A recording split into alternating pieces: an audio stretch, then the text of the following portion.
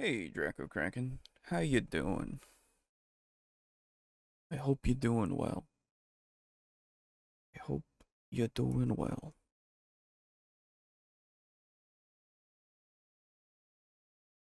I'm currently stirring my tea with the end of a paintbrush because I don't have a spoon in here and I refuse to get up. So, utilizing a paintbrush.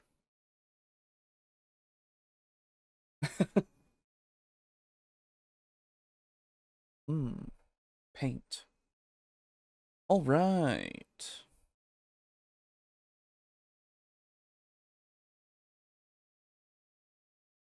Bum, bum, bum. Good, that's there. We're good there. Hello, Timothy. Hope you're doing well as well. Currently looking for salt and I'm only finding pickling salt. Ooh. Well, it's a salt. You could use it technically. It might not be the best salt for the job, but it is a salt. It is a salt, not assault. Thank you. We've got to be clear here. Need to be clear.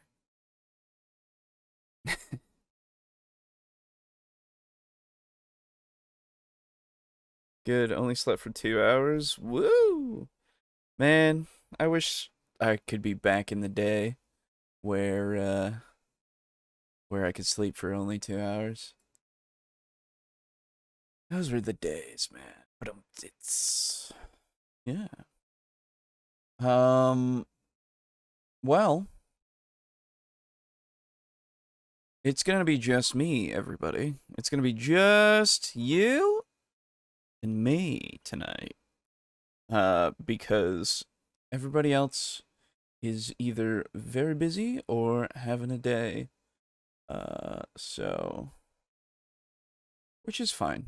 I was having a day last week. Um, and you know, it happens. It's a thing.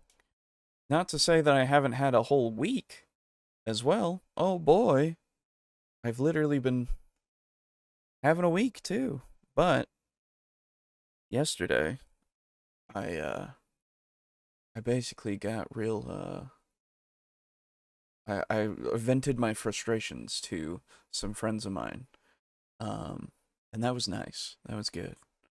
Uh it hurt my throat a little bit cuz I screamed a bit, but they were happy that I was able to vent my frustrations. So that was you know, sometimes you just work frustrations just get you to the point where you just need to, let it all out. And then you do. And then you feel a lot better. And then you go to bed and you just stay in bed. Oh, that was nice. 26 might be running out of time to sleep for 2 hours. Nah, dude. Nah. You'll be alright. You got another, like, uh, 2 years, maybe? I don't know. When did I guess, yeah, like 2 years for me was 28, so that was when the last time I could sleep for 2 hours and not be like super dead. Anyway, hello everybody, and welcome back to Table Talk Discussion and Discourse. I, as always, am your host, Alejo, aka Great95. As I said before, it will just be me tonight. You, me, and the videos. Um, I saw that I saw that EFAP is doing their fucking their like yearly thing, and I was like, oh man. I never catch those things live, and the one time that I did, it was very fun. But yeah, it's just I was like, fuck, I'm missing that, which is fine. I'm more of a VOD watcher than I am a live watcher of a lot of things anyway. I don't know why. It just is how I am. But so that's a whole thing. So yeah, I guess if you're a fan of them, uh, and you're here for some reason, well, thank you first off, and second off, uh, they'll be going when we're done here probably. So, you know, but yeah, so I mean, insomnia helps, I guess. That's true. I used to have it way worse than I do now. These days, I'm better. I don't know. And it might have just been like stress induced, insomnia, of some sort. I don't know if that's a thing or whatever, but it might have been. Anyway, so tonight we're gonna be talking about some stuff, some things. You saw the title. So combat. This was something we were going to talk about a couple weeks ago when we were actually doing the show. Good evening, Full Metal Dragon. Hello. So this was something we were going to talk about a couple weeks ago, and we didn't get around to it because the video itself ran a bit long because it was a lot, which is fair. You know, it happens every now and then, right? But this time we're going to be talking about some good old fixes for combat. Because everybody and their mother complains about how slow D&D combat is, right? Time after time I will appear. Hello, Chiral. Yeah, so well, oh yeah, there it goes. Okay, cool. So this is 3 reasons D&D combat feels slow, and my 43-year-old solution from Earthmote. Now, I don't know about all of you. We've talked about combat a lot, as we have done the show. But combat just takes the amount of time that it takes, right? It's not like it's necessarily going to need to go faster or slower. It really just depends on how it's going, right? So who knows, really? But I don't have a problem with it anymore, personally. And I don't think that it's so slow that we need to speed it up and make it go, go, go, like everybody seems to think that we do. It's nice when it goes smoothly and it like takes like an hour or less, maybe. But I don't care if it goes like 2 sessions. If it goes 3 sessions, maybe I'll, you know, I might have a little bit of a problem. But if it goes like, you know, for that session, that's fine. And then maybe a little bit into the next session or half and half or something, like that's fine. I've dealt with that. That's fine to me. But then again, I'm not most people apparently when I think about things for TTRPGs. So, the vast majority of people seem to think that it goes slow. But we'll see, I guess. Give a man a fish and you feed him for a day. Feed a man to fish and you feed him for a lifetime. True. That's true. Hello, Entropy. I feel like I'm missing something when people say combat is slow. I've seen worse. Cough campaign for North Africa. Cough. True. Hello, Rudy. So here's the thing. Like, I have no problem with dedicating my time to these kinds of things. Combat itself, hello, Shin. Combat itself, just like I said, it takes as long as it takes, and depending on the medium that we're going through, like if it's something like Campaign for North Africa, like that's the whole point of the game, I guess, you know. Whenever we would play Warhammer and we streamed it, it would take us hours and hours and hours, right? Because you have to go through all the steps and stuff, and we aren't very fast with most everything that we do. So I never had a problem with it. It was fun, sure. After like the 4th hour, sometimes I go, okay, you know. But it also depends on how many times I roll ones and shit, right? Excuse me, goodness.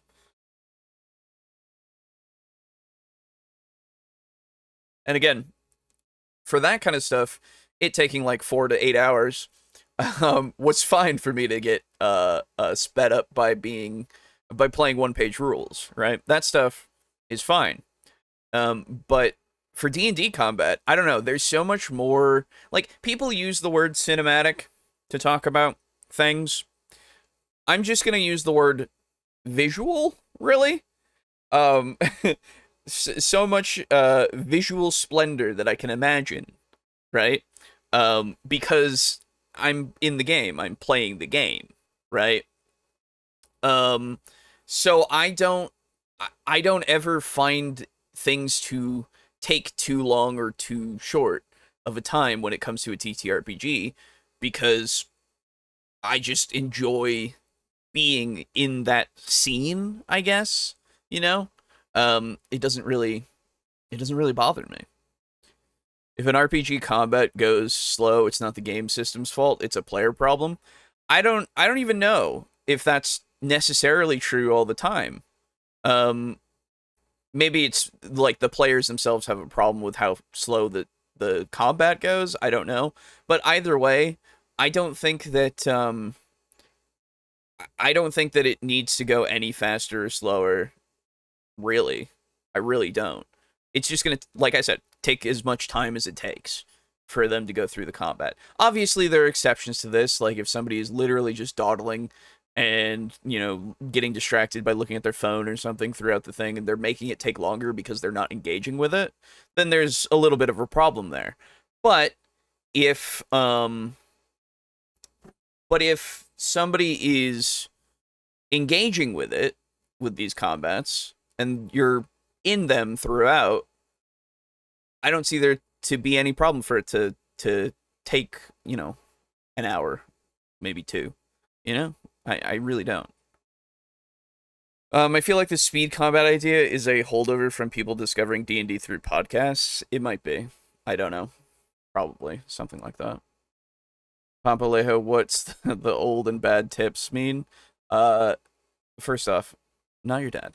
Second off, I don't know yet. There's apparently 10 tips that have destroyed somebody's game, so that's exciting. We'll get to it, but for now, we're gonna talk about combat. If you're gonna have speed dating, you might as well have speed fighting too. That is true. So let's see what the three reasons are and how they are solved by, I assume, AD&D or earlier. Most thrilling aspects about D&D is combat, and one of the most frustrating aspects of D&D is also combat.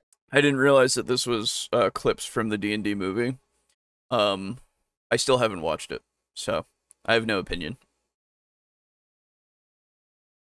Combat, by all accounts, is a large part of the game, and it rightly should be. Combat brings those immediate action moments to the table. Mm-hmm. It brings danger. There's real risk that the players why'd you use the Hobbit? could lose when combat breaks out. It also brings a chance for just use a 1 minute timer for every player's turn. That's a solution if you want to. I don't really. I mean, I don't know. As long as it's not the like 5 second thing that we've covered before from like How to Be a Great GM, of like literally you count down on your fingers and then you go. Yeah, a minute seems fine to me. That seems like a plenty of time for sure. heroics. When people tell stories about their D&D games, they're often centered around combat or some sort of fighting conflict. And I think that's why it can be so thrilling. But what about the frustrating aspect? How can something that's supposed to be exciting become this source of frustration? So, first off, I guess the first thing that I can ask, I guess, is, are the combats dynamic, right? Is the environment a flat plane with things on it, or does it have verticality? Does it have hazards? Does it have, you know, things to interact with in the environment to count as cover and all that kind of stuff to make it so that positioning and stuff is something that you can do. Whether or not you're going to engage with that to a degree, having it there to make it so that it's a factor is what can lead to these things feeling more dynamic rather than static, I would say. And tactics as well, just in general, are the players and the monsters using tactics, or are they literally just going, I attack every time, right? Like, that's also something that can make it feel slower because it makes it samey. It makes it a slog, right? Because you have so many options that you can do that not utilizing like anything other than attack is something that will make it feel more stale. And yes, I understand that sometimes if a thing goes on too long and the descriptions and stuff are, something that have been going on for a while, and then you get to like hour 2 and you're like, all right, I attack. That's fine. I get that. You're trying to get through it. Sure. Um, but descriptions as well are something that can make the combat feel more visual, right? To you. To give you what's going on and all of that.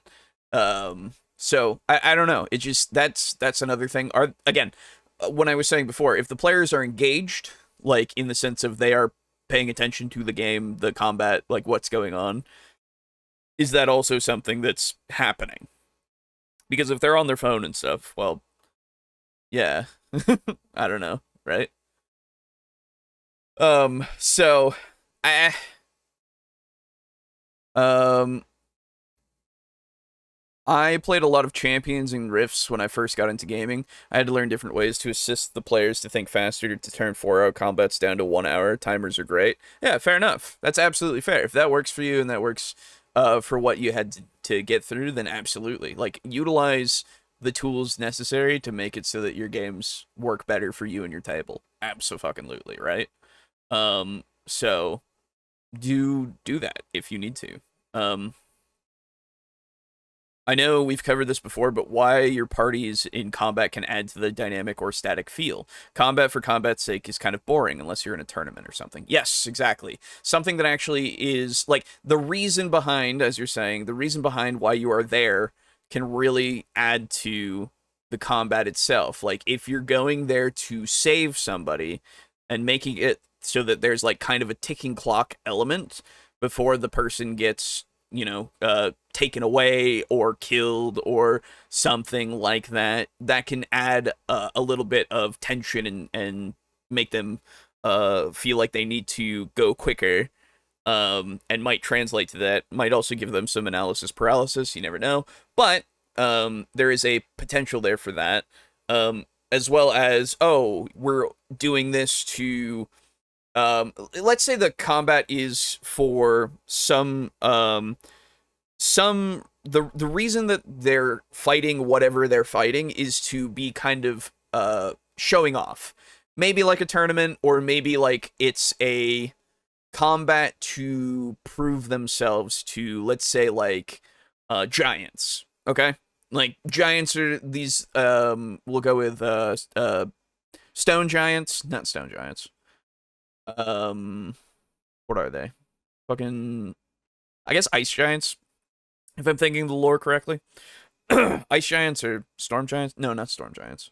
Either way, some giants are looking to like, they're trying to like get something from these giants. So in order to impress them, they go through a combat against something, maybe some, I don't know, elementals or something that they have been keeping in order to carve into caves easier or faster or something. I don't know. It's anything, whatever they want. Maybe wyverns that they've kept, just for one for hunting with or something. Like anything that could be that challenge, to then show off their combat skills, show off their prowess, and kind of be boastful in a way while they do it. So they do things in more of a flashy way in order to show off that they are talented, or that they don't fear taking damage, like a whole bunch of different reasons to really like show themselves as something to be respected by these giants, right? That can add to the combat to make it feel less like you need to always do like the optimal attack and try to do something creative, right? To show like your wits, or again, your fearlessness, right? Something like that. Um Timers sound like a good idea. Session 0 can figure out how fast players want to go. That's true as well. Yeah. Yeah. I feel like that's more something that you would figure out during the game. Like the session zero is good for a lot of things beforehand, but like during the game, if things are taking too much time, I feel like that's something where you talk about it as you're playing, right? To really come up with whether or not you need the timers.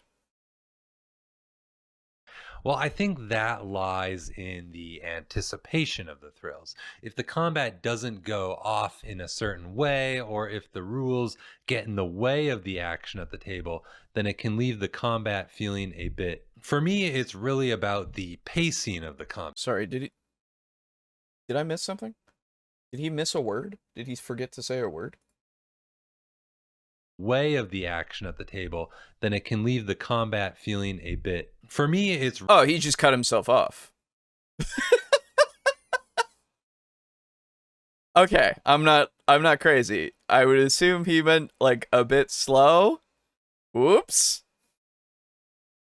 really about the pacing of the combat. If combat goes too slow, it feels like it just begins to bog down the entire game session. When I get Sure. stuck game mastering a slow combat, I can feel my energy for running the game slowly begin to sap away. Okay. And it's those rules, those mechanics that I want to talk about today on how they affect the pace of combat at the table. For me, I've found that over my years of playing role-playing games that I don't really enjoy game mastering modern styles of D&D combat anymore. It just No, he's not wrong. It absolutely can do that for sure. tends to go too slow for me when I run it. I found 43-year-old D&D style combat to be much more suitable to my preferred pace of play. Hi, welcome back aboard the Earth Moat. I'm Randall. Today we're talking about 3 reasons Hi, Randall. why I like old school D&D combat over its modern counterpart, Okay. and what you can do about it if you feel like you're having similar issues at your own table. The first reason has to do with the speed of combat and rules complexity. My game sessions are generally on the shorter side.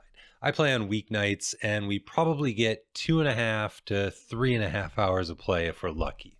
I don't want to be spending so much of that time dedicated to any single combat. I found that in 5th edition, if you want to put a challenging combat in front of your players, it's probably going to take 30 to 60 minutes.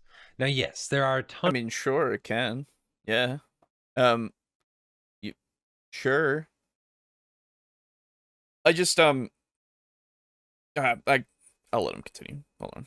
Of variables that go into determining the overall time of the combat. Mhm. And yes, you can implement a ton of different hacks to speed up the pace of play in 5e combat. But it just seems like it's so easy for time to creep away, and that's because the game is designed around combat complexity. Modern editions have really slowed down combat. I'm not sure.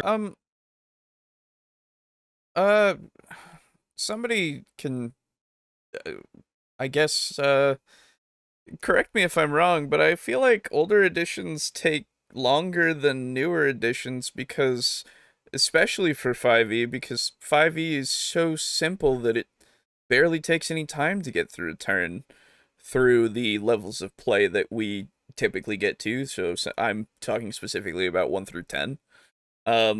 Whereas older editions, you do have so much more complexity because they had so much more rules.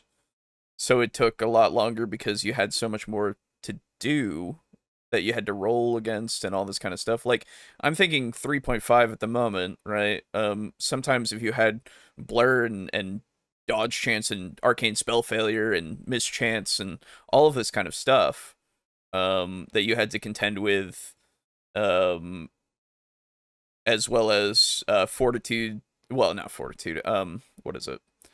The calculation of some things because of flat-footedness or not. All that kind of stuff. If he's meaning modern from like 3 up, then maybe, I guess. But I feel like AD&D was pretty much just as complicated as well, no, that's not true. It's not just as complicated as 3rd. It is a little bit less. But I think they went from pretty, bare bones, quote unquote, not in a bad way, but like, necessary stuff to then adding a little more complexity. Then third, they added a lot more complexity, and then fourth, they kind of slimmed it down a little bit, just a little bit, and then fifth, they slimmed it down a whole lot, right? So I guess it depends because he's saying 5e when he runs 5e stuff. So I guess I need to know what he's going to refer to as the older stuff. So I don't know. How fast was D&D first edition? I don't know. I played D&D basic, which is not necessarily first edition.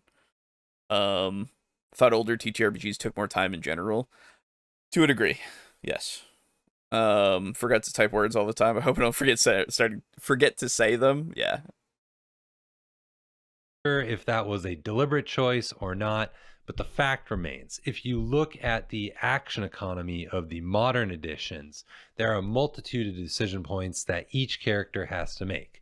You got an action, you got a bonus action, you got movements, you got reactions, and of course you can choose to take those actions in any sequence you'd like. Sure. So that really adds even more complexity to the situation. Well, some of them do follow certain orders, but I get what you mean. Sure. Maybe it means how modern D&D games focus more on battle maps and miniatures that can cause some players to take longer to think through their tactical options. Well, I don't even know, because he would have said that, and if he brings it up later, then maybe, I guess, but I don't think so, I think 1E was probably pretty complicated to learn, but fairly simple to run in combat. Probably. Situation on the decision trees that you have as a player or a game master running a monster. When you look at a game like basic expert D&D, Okay. there's a rigid sequence to the combat term. You have declarations, initiative, movement, missile attacks, spell casting, and then melee attacks. So, okay. So movement, missile attack, spellcasting, melee attack. Okay, sure. So everything is one thing. I get that. You don't have as many options, I suppose. 10 seconds is their thing for their rounds. Now, whether or not that, I mean, yeah, that's true. It is less to do, so it will take less time. But okay. Sure. I don't know. I don't see. It's a different thing, I guess, is my point. Like, at this point, we now have the ability to do a bunch more, and in order to, I guess, make it so that we can do all of that kind of stuff, we need to have it so that I don't know. I guess I will concede that this the simplicity makes sense that it would take less time. With the newer stuff, we have a lot more complexity than just this, for sure. Whether or not I want to remove that in like 5e, I feel like I'm gonna be against that because I've always wanted more complexity in something like 5e. I like the complexity in 3.5, and from looking at 4, I also like the complexity in 4 because again, it gives me the options and I get to choose what to do. 10 seconds seems like very little time to me, but it's also not like a bad thing because I can also see how that works because if I just choose where to move and what to do, and that's all I have to do, well, yeah, that's easy. Fucking Delta Green, that's what you do. You choose one action. Fucking Vampire, I can tell them to do, like, I tell them what or they tell me where they want to move and then what they want to do. Like, and it takes very little time. Absolutely. But those are those systems. So, and they can, vary here and there because of, like power usage and such, or, in in Vampire specifically. But I don't know. The limited nature of options is going to make it so that it goes faster because they don't have as much to do. So I don't see that being. I don't want to limit what we can do. I guess just ultimately, that's it. In that order. This keeps things nice and crisp and keeps the pace of combat moving forward. Yeah. Yes, we can quibble about if that logically makes sense or if that's the best way to handle combat. Should missile attacks always happen before melee attacks? I don't know. But there's no that I don't care denying about. that the rigid order reduces the number of decision points that each player has to make on a given turn in combat. And I found over time playing both modern editions of D&D and older editions of D&D that this really speeds up combat immensely. Okay, not for nothing, but I'm very distracted by your clip choices. They're just all throughout just there. And they aren't really adding to your points, really, other than to say combat exists. So can we just I get that you need something for the people to watch. I get that, but like I don't know, man.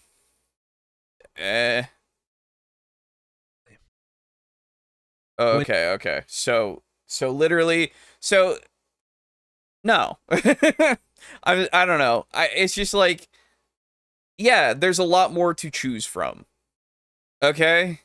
Yeah, it's gonna take a little longer because of that. Okay. Nice. Guess we're there. When D&D made a conscious shift over the editions to focus on character builds, that introduced more complexity into the game. Because you want these builds to be unique and have their own design space, well, then they need to have these distinct abilities from one another. When you start to add in all of these unique abilities, it places a heavier cognitive burden on the players running those characters. They have to try to remember all of these different abilities, and they have to think about when they best want to use them in combat. Yes. Now, if you've ever seen, they need to look at their sheets and look at what they have written down and take their quick notes and such if they need to like remember what they can do. That is something that happens. If you want to mitigate that a little bit, then start thinking about your next choice beforehand and pivot accordingly when the situation changes. And if the situation doesn't change, then you can continue going with your thing. Like, it's just going to take time, man. Like, even in basic D&D, I would do the same things. I would go and get into my turn, and then if something changes while I'm going through before my turn comes up, well, then I'll change what I'm going to do. It's going to take me a little longer. Okay. Most people just talk over Minecraft. That's true. Know what your character does. Say it ain't so. I know. But I suppose some people might have a problem with the combat being too simple. Yeah, well, that's also true. Like, that's what people had a big issue with during 5e's heyday, was that everything was too simple. Like, you had a lot of options, but, like, I don't know. I might want more options than what he showed. Well, so this is the thing. Our current edition has a lot of options to do, but there are only some that you would choose, potentially, right? In certain situations. Hell, I don't know. I don't know. Yeah, it's going to take longer. It just will. If this is literally mostly just there's too much to choose from, it takes longer because of that, then this is like, oh, okay, then just play your simpler games, I guess. That's fine. Nothing wrong with that. In a D&D player, then you'll know that they probably are going to forget something from time to time. Yep. So what does this train the player to do? look at their character sheet and scan it for any abilities that they might be able to use in combat. Again, Yeah. all of this slows the combat down when you need to examine what buttons you could press in combat at any given time. Now, it would be a mistake to only look at the player character side of complexity as the sole problem of slowing the combats down. I think that monsters have become a lot more complex over time as well. They Yeah. too will have different special abilities, varying bonus actions, and reactions that they might be able to employ in combat. Yeah, the fucking legendary actions and stuff as well. Yeah, that's the thing. You know what the average was supposed to be for like if a monster survives combat was like I think it was like 2 or 3 rounds. If it survived past that, it was a challenge. If it was like that, it was like that was supposed to be like the optimal, challenge for your party. Which is not I mean, that's a thing. And yes, in order for the monsters to be a challenge to the complex players, then yeah, they need to be more complex so that they can quote unquote counter them to a degree, or at least stand up to them for a little while. And then again, if you don't want them to fight until the death, then make it so that sometimes they run away or surrender or something, right? Like, we can vary it up so that combats don't take forever from our end as DMs. Just figure out how to make it so that it works by either doing your hidden morale checks if you want to, or just thinking about the situation logically and just choosing when they would potentially surrender, or if they've taken too much damage and all of that. Like, I just don't understand what's wrong with the fact that the complexity is there to make it so, like, I don't know, the abundance of choices could be daunting to some. I understand that, but the choices should be there so that we can make it so that we have those choices to choose from.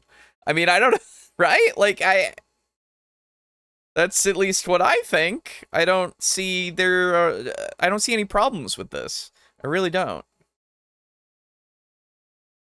It slows the combat down if the players don't learn what they can do and only wait until it's their turn to act or to figure out what they can do. Yes, that is also true. Like, honestly, like we have said in the past, you should read your player's handbook, and if you don't want to do that, just at least read what your character can do and know how your character works. And yes, it will take you some time if you're newer or if you've never played such a class or anything like that, right? So, like, it'll take you some time to learn how it works, but after a while, you'll kind of get it a little bit.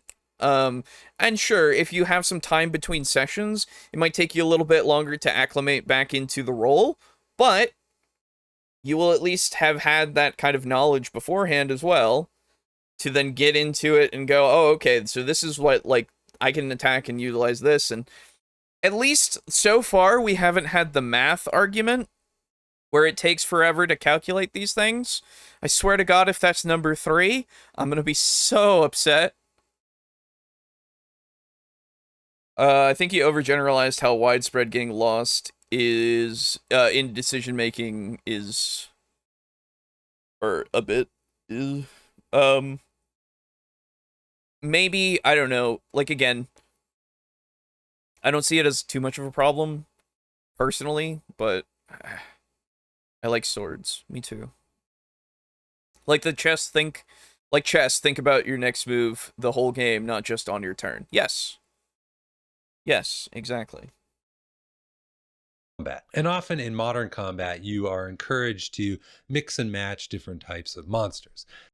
Yes, use morale rules for every game you run. This will always shorten combat. Yes, exactly. Figure out your morale system for your monsters. Again, whether it be some hidden die rolls after a certain amount of time, or it would be, after they lose certain amounts of health and all that kind of stuff. Because again, not everything is going to fight to the death, right? Not everything is. Sometimes I wonder if people want to play D&D or just do collaborative storytelling. Yeah, I mean, I'm fine if they want to do the collaborative storytelling thing with the D&D skin. That's totally fine. That's, like, something they can do. But if they are going to criticize these rules, because there's too many options and so it's going to take a long time. It's like, well, I don't know, put the skin on and just don't do it that way, I guess. I don't know, man. You're not going to be utilizing the combat rules from D&D, so it's like, again, it's this Ship of Theseus thing. Do you consider it to be D&D at that point if you're not utilizing D&D's combat rules? I wouldn't, personally. But then you could use whatever skin you want for rules. If you want to use something that has quicker rules, like a faster rule set because it's simpler, then go for it, man. Or just utilize the old stuff. It's still there. You can literally utilize it. That's fine. But the modern stuff is just the way that it is. I don't know. I don't find it to be something that's that big a deal, because whenever these people, say, "Oh, there's too much to choose from," I'm like, I don't understand the problem here. Because I don't think there is too much to choose from. I think there's a lot that we can choose from, but not too much. My morale system is I always know why the enemies think they can win, and they run away as soon as they stop thinking that. Yes, true. This is a good idea. I think even in old school games, it does make the combat a bit more interesting and fresh when they have different types of foes that they're facing. But what True. it does mean is it's one more thing for the game master to track and keep their pulse on. This is why they should play 4th edition, so that you can just have the archetypes. That way you don't have to, keep track of it as much. Hey! 4th edition. When they already have a bunch of other elements of the game that they're trying to manage and track. So adding in these complex monsters just adds another variable into the mix that's going to slow your combat down. Sure. Lastly, in modern editions of the game, HP bloat has become a real problem. At low levels, this is relatively comparable between old editions and newer editions, but once you get past those mid levels, the HP bloat really starts to shine. It's not uncommon to... So, I'm sorry, I gotta complain about it again. These clips just don't match up. Like, maybe, okay, I will say the one clip with all the shirtless guys that were running forward to make it so that they seemed, I guess, fragile. No, that doesn't do that. Sorry. Actually, never mind, now that I think about it. But, yeah, you're just showing clips of, fantasy things or fighting things. And, I get it to a degree, but man, oh man, is it distracting and fucking boring. I'm sorry. You're drawing me out. Every time there's a clip on the screen, my brain... And this is a me problem. This part of it is a me problem. I just start thinking, why the fuck did you choose that clip? I don't understand. Why am I watching this? But anyway. What are we talking about? I've forgotten already. HP bloat has become... HP bloat. We've talked about this. When you get to higher levels, things are just kind of, way more healthy, and you as a character also are way more healthy, and so it takes a long time. So yeah, that there is an issue there, sure. We were talking about this with Peter, and for me, I would personally just use more of lesser creatures, quote unquote, in the sense of their HP pools are smaller, because they are quote unquote lesser challenge rating, I guess, but making it so that they're not just taking 50 shots before they die, I guess. So having a band of some sort of let's go with why did I think Nalfishnay? What the fuck is that? Why is my brain thinking that? Hold on.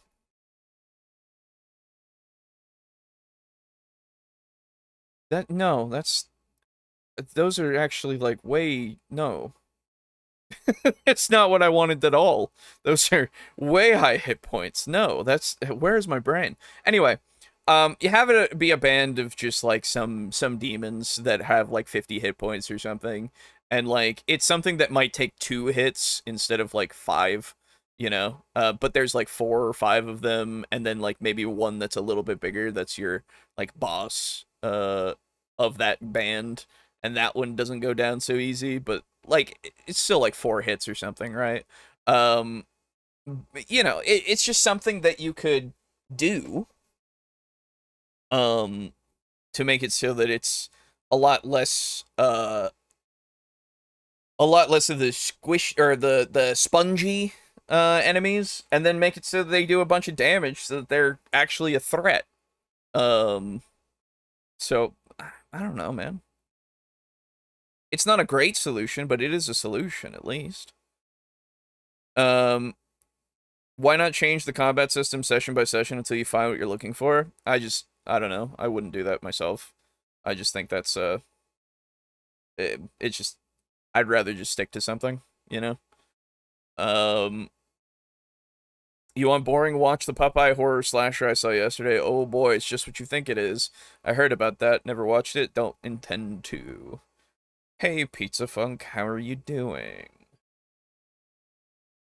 Become a real problem. At low levels, this is relatively comparable between old editions and newer editions, but once you get past those mid levels, the HP bloat really starts to shine. It's not uncommon to face foes that have over 100 plus HP, sometimes multiple foes in a single combat. There should be, like, if you're gonna have something be like your quote-unquote boss monster, it should at least last for a while.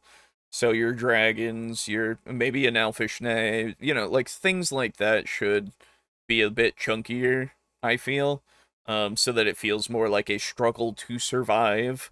But, you know, not having it so that that's the case, like, as a norm, I feel is totally fine. Like, we don't need to do that. When you look at basic expert D&D, yeah, so the red dragon has 45 HP in that, because when you're fighting a red dragon in that old edition, 45 HP is a shit ton.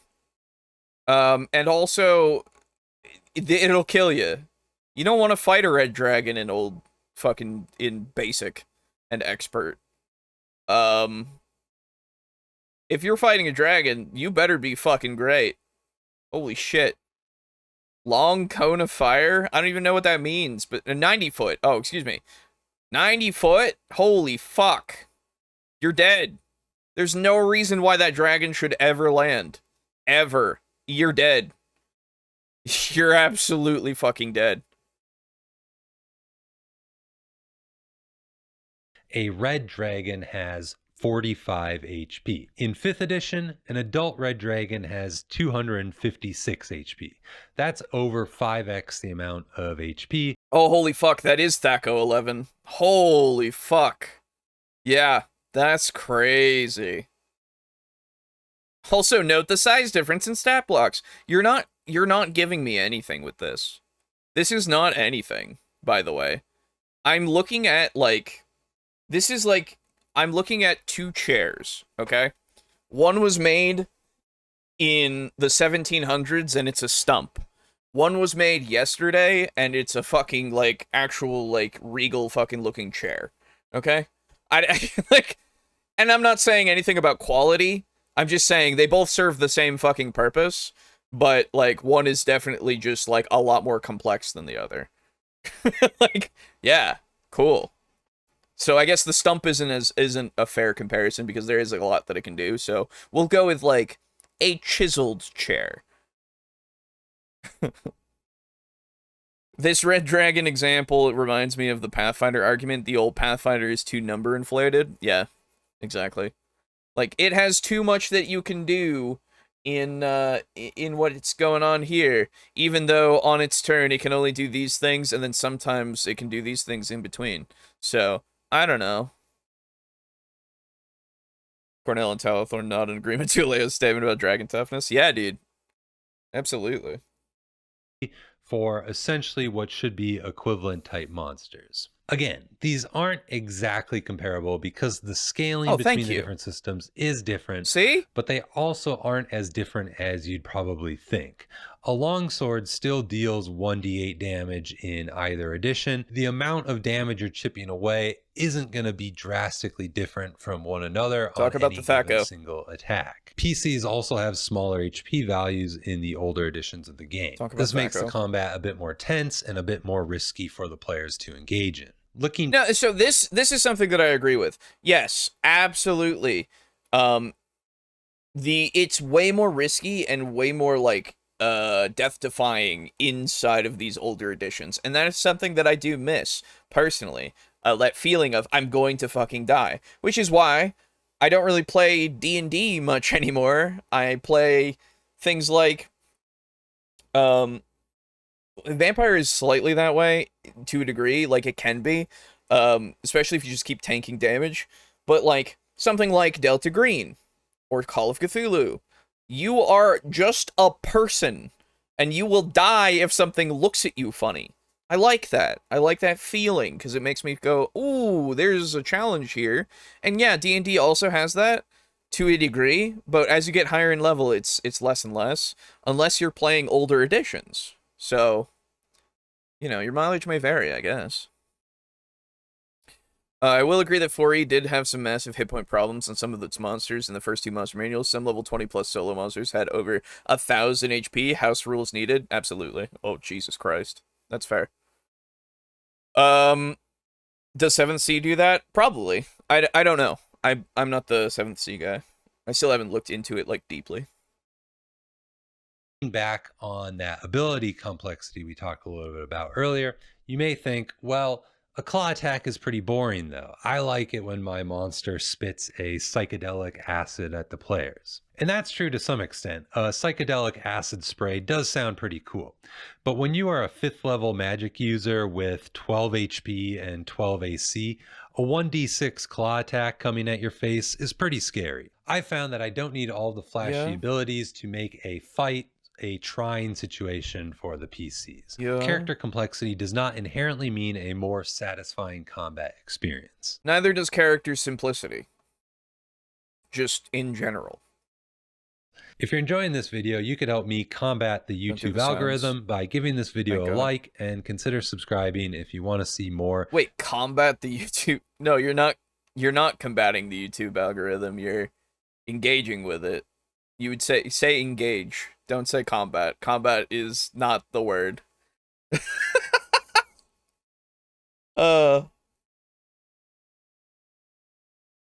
7C 1E has a really interesting wound system, no hit point bloat at all.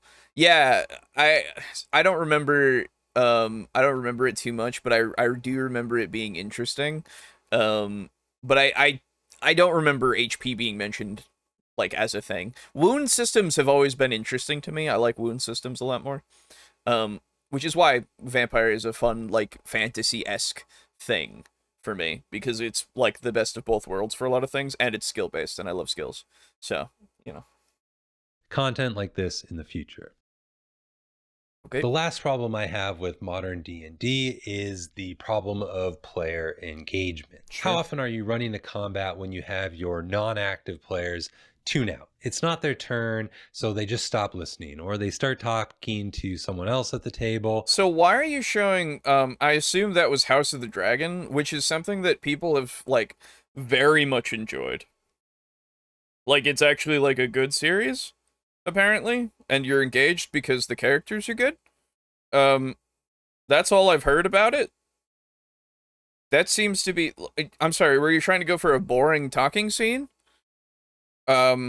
That's not the one, brother. Don't go for that one. Or worse, they pull out their phone and start scrolling through that. So this is something that can happen, absolutely. Firstly, what I would say is that if you're having that problem, at least with the phone issue, I would say talk to your fucking player and say, hey man, what's going on? Why are you on your phone all the time? Am I boring you? And if your player is on their phone but also, like, engaged, there's no issue, right? But also if they're tuning out and stuff, I mean, so, I will say, we do have, like, Aiden tunes out at times, Brogan tunes out at times, because there are things that sometimes just make them tune out. But it's never been an issue for me, and it's never been an issue in our games, because we just kind of, like, get back into it pretty quickly. I don't know. For me, engagement has never really, like, when things are just happening, we're engaged because we're watching the scenes, you know? I don't know how to articulate it well to somebody who doesn't get it, I guess, but, like, whenever I'm not playing, quote unquote, whenever I'm just a passive observer, I'm very interested because of what the characters are saying and doing. I'm watching what they're doing because I give a shit about what's going on. And even if I am not supposed to know what's going on in the scene because my character isn't there, I at least can compartmentalize and enjoy the quote unquote movie before me, quote unquote, right? Like the visual splendor, if you will. I refuse to use the C word. um so like if people aren't engaged when something isn't involving them and their character, I really don't know what to do for you. I have no idea what to do for you because I take interest in everything that's going on, I guess, is my best advice. Because it's all interesting, at least to me. So if it's not to you, then Feels like the modern attention span has gotten worse with the invention and enmeshment of the personal cell phone in all of our lives. I'm not really here. Look, I don't give a shit if you think that cell phones and stuff, like, yeah, to a degree, some attention span has gone down. I understand, but like, whatever, who cares? I don't know why everyone assumes the phone during downtime is inherently bad. I would rather let the player let the other player have their turn than the inverse of trying to play the other player's turn. Yes, that's also true. Like, again, you can be on your phone and be engaged. The only time where it's a problem is when I turn to the player and they go, "Huh? What's going on? What do we do? Huh? Sorry." What? And then just like take another like 5 minutes because it's like they have to like relearn everything because their entire brain went blank. But that's not something that I encounter much, if at all. So personally, that's not a problem for me. But if it is a problem for you, then you need to have a conversation with that person and figure out why they're actually like zoning out to that degree. Here to speak on any sort of judgment on that. I'm certainly not perfect, and I don't want to cast stones about it. So then why'd you bring it up? But I do think it's a fair point to bring up because modern systems have developed this style of play where you as a player or character get your turn and then you have to patiently wait while everyone else goes. Okay, most games make you have to wait for your next turn. I'm sorry. Like, oh no. If I'm playing a board game, I have to wait for somebody else's turn before I can do my turn. Okay? It's the same kind of thing. Like, just do whatever you want to do. Okay?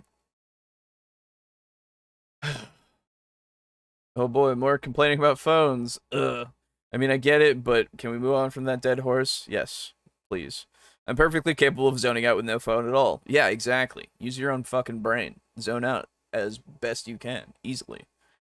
This guy sounds like he just nostalgically misses playing the game how it was played before the internet and cell phones happened. Yeah, so I feel like he has a group of people that aren't, like, on their phones all the time, I would assume. But if he's complaining about this, then he obviously does have people like that, so I don't... Like, what are we doing? Before you get to go again. It's only natural for your mind to drift away while that happens. And as a result, you often need to be caught up to speed on what's happening within the combat fiction. This means more time spent describing the situation to each PC that has not paid attention since their last turn. This slows combat down tremendously, and it feels a bit draining as a game master when you have to explain everything over and over to each player. You could take a harsh stance here and just refuse to retell that information to players that are not paying attention. But I don't... So, I'm sorry, I don't mean to be a dick. Speed on what's happening within the combat fiction. This means... Why wouldn't you use a clip of somebody, like, chewing somebody out and, like, telling them angrily what's going on, quote-unquote? Like, having an angry conversation, right? To show, like, frustration at the fact that you need to retell them what's going on for this, like, this clip, right? More time spent describing the situation to each PC that has not paid attention since their last turn. This slows combat down. This at least works because they're walking slowly and an army, I guess. Tremendously, and it feels a bit draining as a game master when you have to And that one explain works everything. because desert draining. Good, great. You know? I can zone out when other players take too long to decide their actions, so it's not my fault my ADHD brain wants to pull out a book or phone to keep myself occupied. Well, so that's the other thing, right? Like, some of us actually have, like, the need, like, not need, quote unquote, but we zone out. We just do. It's just part of what's going on. And it's like, well, sometimes you just gotta pull them back. And that's fine. I don't see that to be a problem. Now, again, if it's literally because they are intentionally, like, looking away because they're like, all right, my thing's done, fuck it, who cares? And then after the fact, they're like, all right, tell me everything that fucking happened in the fucking, like, past 2 minutes because I didn't pay attention at all. Well, yeah, then there's a problem there, right? But inherently, zoning out is not a problem if it's just a thing that happens to people. And again, yeah, it takes me, like, 2 or 3 seconds, maybe, to, like, say, oh, yeah, this happened. Maybe it takes, like, 10 seconds max. Oh, no. What am I supposed to do? Not tell them what happened? I don't want them to be uninformed. What do you mean I can't play Balatro when the bard is spending their turn alone in the casino? No fair. Exactly, dude. Yeah. Thing over and over to each player. You could take a harsh stance here and just refuse to retell that information to players that are not paying attention. But I don't really like the idea of being adversarial or passive aggressive just because someone's mind went somewhere else for a few minutes while their character was inactive within the game's fiction. You do you, but it's just not. They weren't inactive in the game's fiction. It's just whatever. Okay, sure. Potentially they were, I guess. My preferred way to go about it. Surprisingly, old school D&D has a really great fix for this engagement problem, and that's side-based initiative. Every round we roll initiative and the winning side gets to go first. So this keeps the tension in the combat, as you could have some momentum swings as initiative orders are switching across the round. Yeah, that's totally fine. If you want to re-roll your initiative every fucking time, that's totally up to you. I don't see it as something that I want to do. I'd rather just have the thing and go through it, but that is something that you can do to spice things up if that's what you want to do. But more importantly, it keeps everyone engaged for 2 reasons. First, that tension keeps them watching as they see if they're going to go first or not in the different rounds. So the only time where I'm going to get that tension is at the end of the round, when we roll it out to see which side goes next. That's the only time that I'm going to give a shit, and the only time that you need to give a shit about it, because otherwise you're kind of going at the same turn order, I assume, because you're not rolling out all of the initiatives, you're only rolling out the side initiative, but who knows? Okay, kids, phones in the bucket, sit up straight, no spitballs. Exactly. It's teacher time. But secondly, side-based initiative means everyone in the party is acting at the same time. We go through that rigid combat order described earlier and just have everyone do each step simultaneously. Yeah, I personally don't like that. I would rather play my turn-based my turn-based system than your RTS. I'm sorry, that's just me. But again, if it works for you, it works for you, whatever.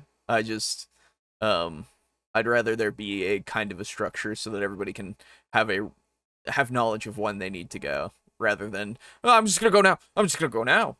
It's like the only other times where that works out for me is when people have like the same initiative, and then it's just like, hey man, yeah, you know, you want to go, or do you want me to go? Oh, can I go instead? Like that'd be fine, you know. Howdy, streamer. It's been a long time. Hey, what's up, Nugget? Jaded Nugget now. Ooh.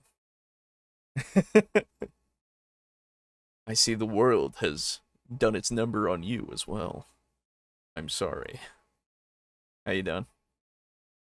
on each side. So the party side and the monsters. So you go through the declarations and then the movement, the missile attacks, the spells, and the melee attacks. That's all happening for each side. I just like if you're doing it in combination with this incredibly simple system, absolutely it would work fine because it's just another spice to it.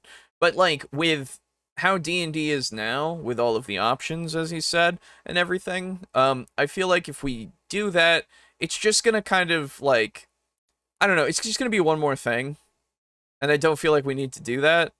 Just add one more role into it because I'd rather just go through it, you know? The only times where you change around the combat and stuff is when people do holding their actions and then or you know, all that kind of stuff. Like I don't know. Sure. And I found that this keeps all of my players engaged because they're likely to discuss tactics with one another as they're all acting in the same steps with one another. I really enjoy it, and my players have commented how much they like the fact that they're acting more frequently in each combat. And the real benefit that's not a clip like this. He's really happy, but it's fucking Conan. What's the fucking I'm smiling at my sword. It's such a good sword. What does that have to fucking? Because he's happy? Is that why? He's happy at a thing. Just do something where somebody's smiling. Not that the sword thing. Whatever, man. Maybe that one might be fine. I don't know. Whatever. To me, I've found is that all of these engagement bonuses actually speed up the pace of combat. There are way fewer reminders and way less rehashing of details within each combat round. So that's it. When I've thought about modern editions of D&D compared with older ones, I've really seen that Am I crashing out? I'm just bored. This video is boring. Speaking of not being engaged, I need to find a Bluetooth printer. Yeah, exactly. Like I'm bored. Those three main components are the reasons why I prefer old school D&D for speeding up the pace of combat. That's fine. You can do that. You will absolutely speed up your pace because there's like so little to do. Absolutely. So play old school D&D. That's the answer. Absolutely. I don't care if it takes me an hour to go through a combat. I don't. I really don't. So I find no need for this to be different. Rules complexity, character complexity, and the player engagement issues. Of course, these are just my personal preferences. If you love tactical combat where everything's planned out and each character has tons of different options, there's nothing wrong with that. And as long as everyone's buying into that, I think that could be a lot of fun as well. It's just how I play the game these days with 2 to 3 hour game sessions. Which is also I'm preferring fine. that faster speed of combat. What is this so fucking... we can get to other areas of the game that are fun as well, like exploration and social role playing. You can still do that when you're doing the other game types. It's just that you just have to have your combats more sparingly, so you can have a lot more of that. Just tailor your game experience to be the kind of game that you want it to be. And again, if you want to do it as the game that is just very simple combats, then play the basics and such. If you want to do it where you're playing the newer stuff and you have very few combats, that's a game that I was a part of, and I liked it a lot, because guess what? Even though I like how the combat works, I like the options and everything, I don't like combats like every session. That's crazy to me. I don't need to have a combat every session. I just want it to feel like it's a natural thing. If something happens and there's going to be a combat, then having it be a whole session because of a cliffhanger from last session, or because something has happened in our session to make us engaged in combat, that's fine. That's good. I like that because it feels organic and natural. But like, I don't want it all the time. So, okay. No crunchy gameplay means no role-playing, Cody 2020. That's right. That's true. in my experience, I've found that the most player engagement I have seen is playing RPGs with opposed role combat systems. Players have to stay at the table to roll their defenses. Sure. Yeah, that's fair. We're engaged, like, whenever we play in whatever we're doing, we're always engaged. There's times where, you know, some of us zone out because it does happen, but, like, that's just a natural thing, and it's not because we're not engaged, it's just, you know, we all just zone out on occasion. I don't know. Just tailor your games to what you want is what I say in a lot of the videos we watch. Yes, exactly. Well, it's just this complaint about the speed of combat for current system is like, okay, I don't know, man. I don't think it's that bad, but sure. Do whatever you want. It's your game, right? But when they, like, and at least he's going, like, if you like this, then go for it. It's like, okay, good. Thank you. Not everybody says that. They just go, this is how it should be. And it's like, oh, cool. If you want to stick to modern editions of D&D, maybe give side-based initiative a try. It might be too swingy with the power level of modern PCs if they all get to act before the monsters do, but you can experiment to see if it works or not and maybe make some tweaks from there. As for the other two issues with character complexity and rules complexity, there's just no getting around those without a major rehauling of your game system. Like, the action economy is thoroughly built into the entire 5th edition D&D game system, at which point you might be better off just switching to a system that offers that faster speed of combat if that's what you're looking for. Yes, exactly. Old school games like original D&D, Basic Expert D&D, Advanced Dungeons and Dragons all have that sort of faster combat. Or you could try a modern counterpart like Shadowdark, Knave, or Cairn, or many others that are out there. That's so let me know true. what you think. Do you think your combats take too long? No. Do you enjoy long combats? Yes. Do you have any other ways that you speed up combat at your table? If you enjoyed the video, please give it a like. Consider checking out Enchanted Nimbus, my monthly newsletter. Thanks for hopping aboard the Earth Boat. I'll see you in the next one. Thank you.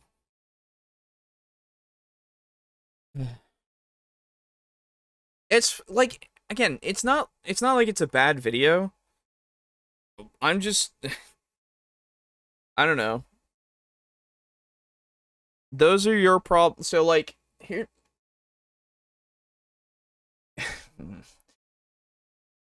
3 reasons D&D combat feels slow, and my 43-year-old solution. Slow to me, and my 43-year-old solution. But that wouldn't get as many fucking clicks, because you have to make it so that it's an overwhelming statement. Not overwhelming, generalized statement, I guess, about D&D itself. Can't be just modern D&D. Oh, what did I click? What is this? Oh, there's a button up here. Anyway. It's, again, he plays the old school stuff. Sure. Play the old school stuff if that's what you want. I see nothing wrong with that. I like some of the old school stuff and playing it here and there. But it's just one of those things where if he's having a problem with it, that's fine. He just needs to tailor his experience, as he has, I assume. He should look at the other old school games like Palladium Fantasy, RuneQuest, or Rollmaster. Yeah, for sure. Palladium is actually quite complex, now that I think about it. But, I don't know about RuneQuest or Rollmaster. But, yeah. They go faster, because there's like 2 hit points to a guy, so... Anyway, let's move on. Next video. So, this video interested me because you can see it here in this thumbnail. This is going to be 10 DM tips that almost destroyed my game.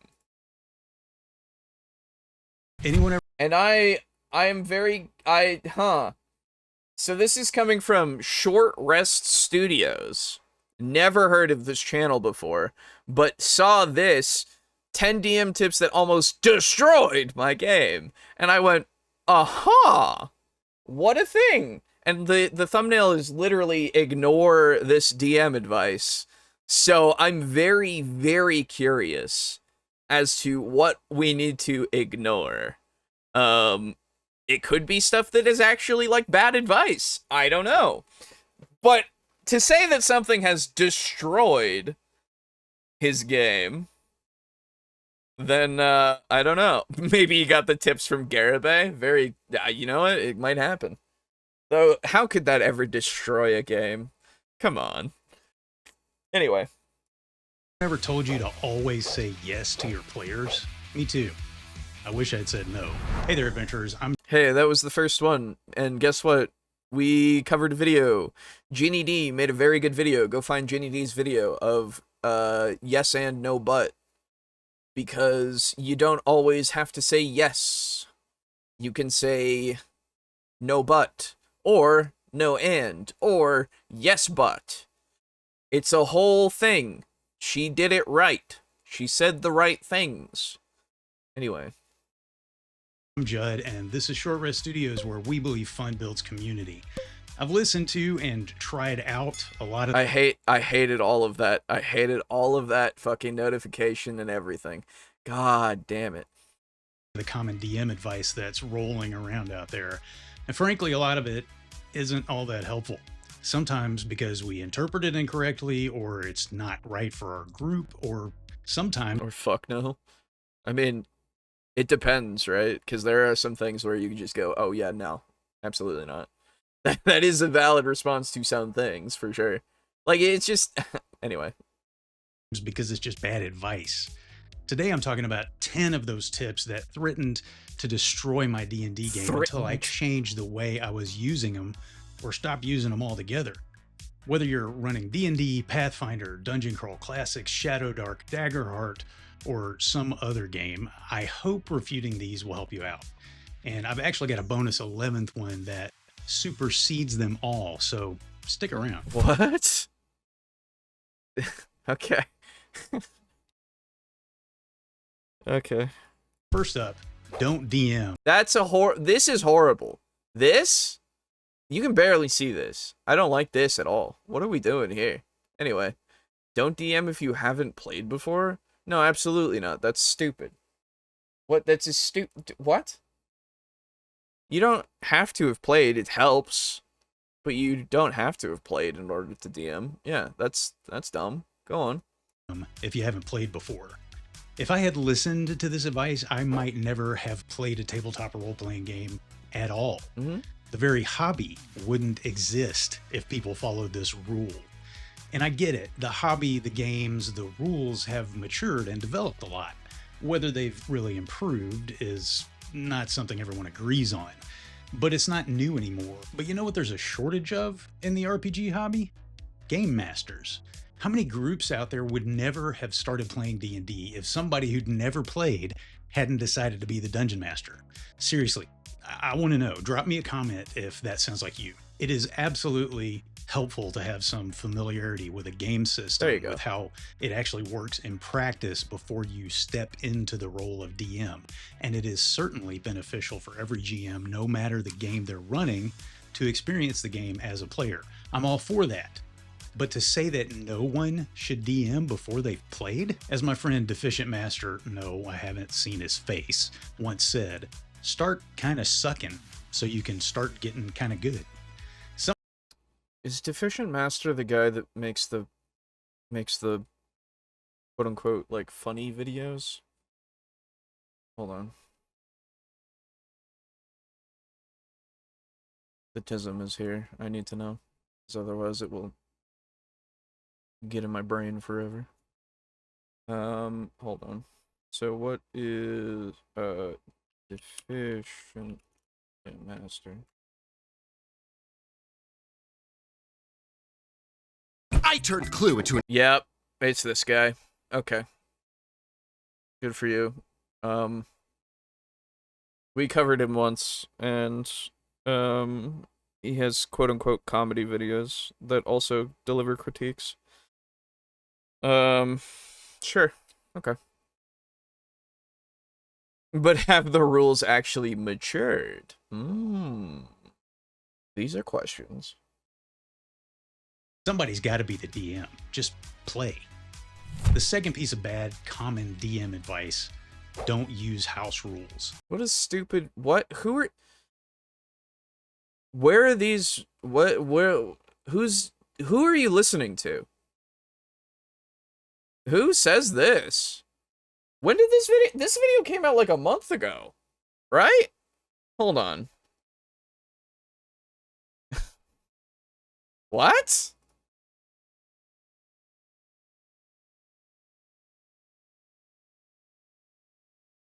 Yeah, this was a month ago that this video came out. Who are you? Who said this? Hello? Especially about D&D. Huh? What? What is happening? Okay. Yeah, don't... What? This is a stupid fucking tip. Why would anybody say this? Nobody... Okay. I don't think anybody... People... You know, you just don't want to use shitty house rules that are overpowered or underpowered, or change the game in a way that doesn't, like, work. So... okay. Sometimes after watching a Garibay video, I feel more deficient. True. Who doesn't like house rules? The world would break. Yeah, I just... this is... What? I posted a silly meme once. Then down in the comments, someone said this: unless you can and have built an RPG system from the ground up. Oh, so you just don't listen to that person. So you just, like, don't ever pay attention to that person whatsoever. Like, you just don't do that, is what you do. This person does not have an opinion that I care about, actually.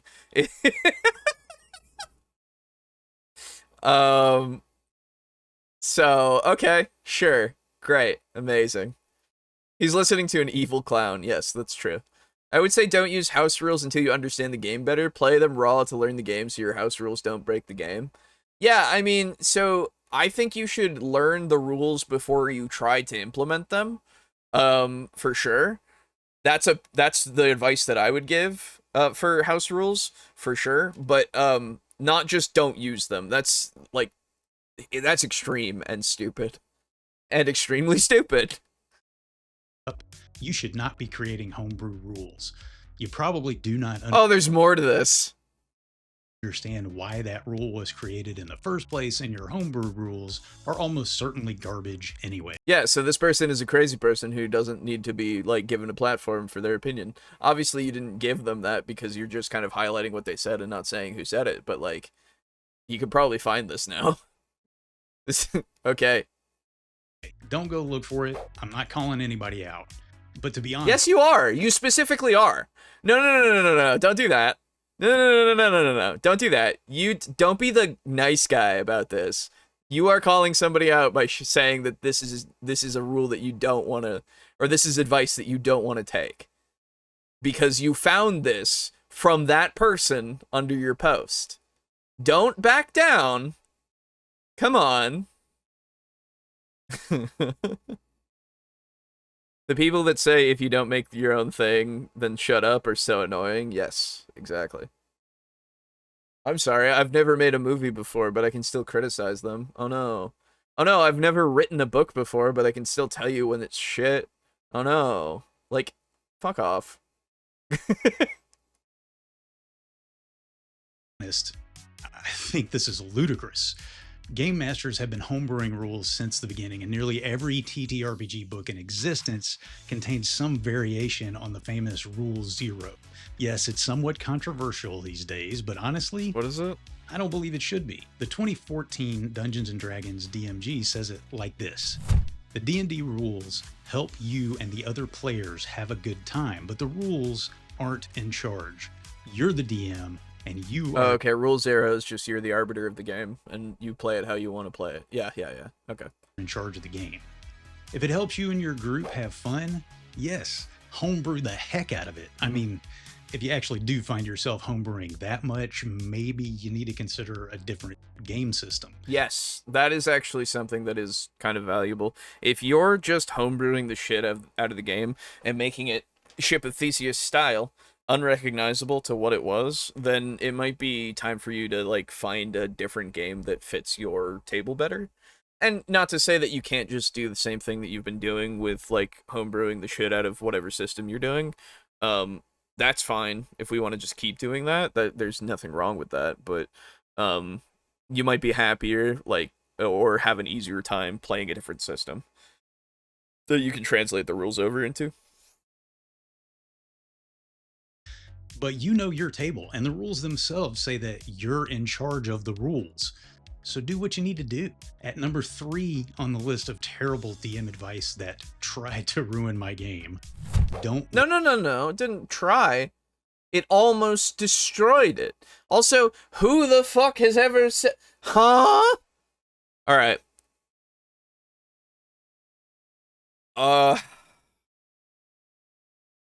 Okay. I might actually call a... we might just skip the rest of this video because this is just a video of nothing so far. In the sense of these are ridiculous kind of things that we don't even need to engage with. So I feel like if you really want to watch the rest of this video, it'll be in the description so you can go and check it out. But like unless there's something in here that actually is like a rule that like anything, there's no I don't see any point to this. I guess you can never accuse us of pre-watching this shit because I don't see this to be any I don't know what he's gonna have next, so I'm gonna like literally just look through this a little bit, and because he has chapters in his video, so I'm gonna look through his rules a little bit, see if there's anything like that's remotely interesting. Sorry, what's this one? Oh, we have one.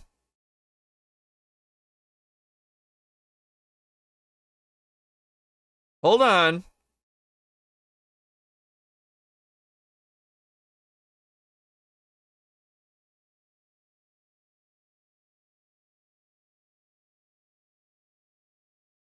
Okay, there is one, and it's the next one. It's not this one. It starts at... Alright, we'll watch that one, because I have no fucking idea what we're gonna have here, but this is interesting. Okay. 452. Here we go.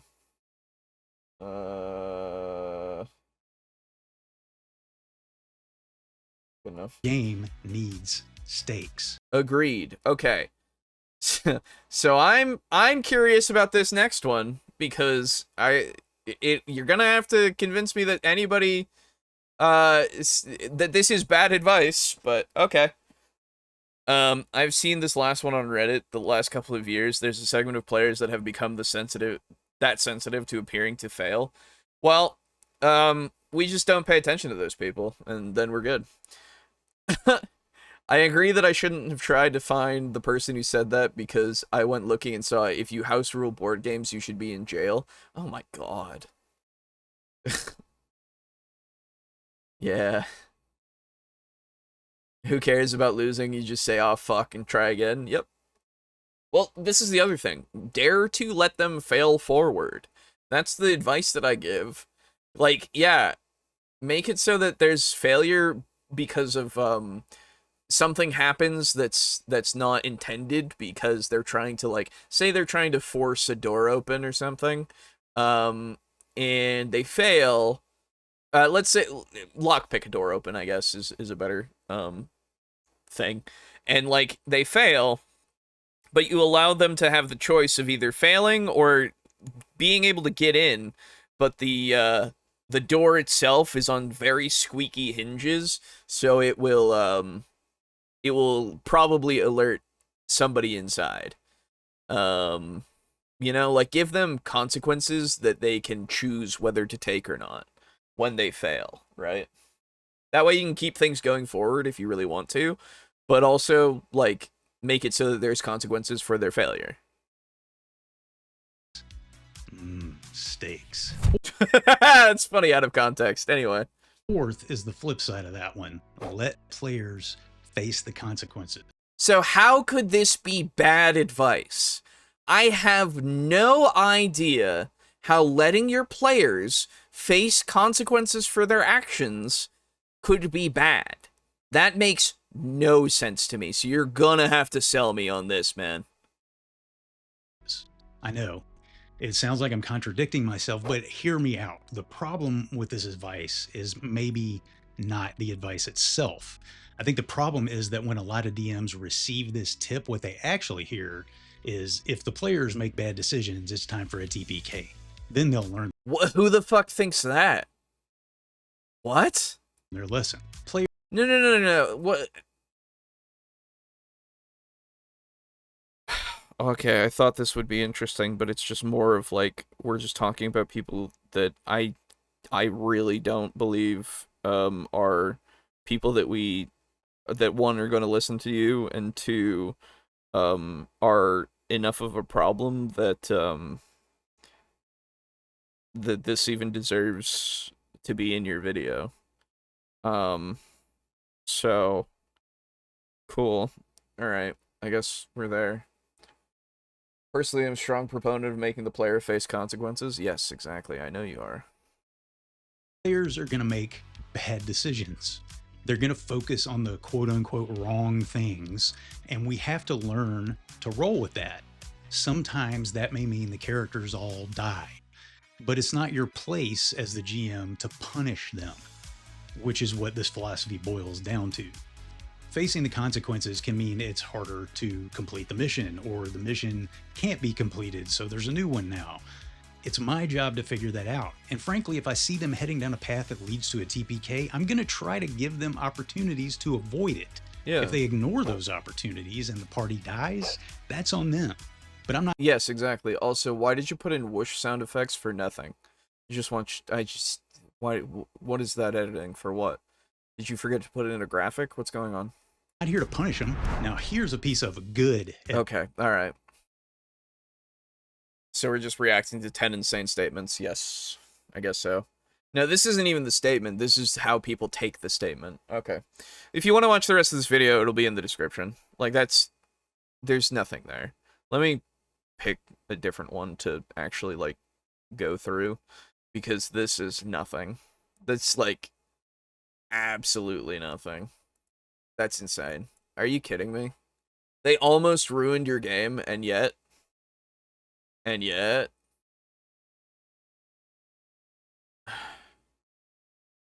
Sure.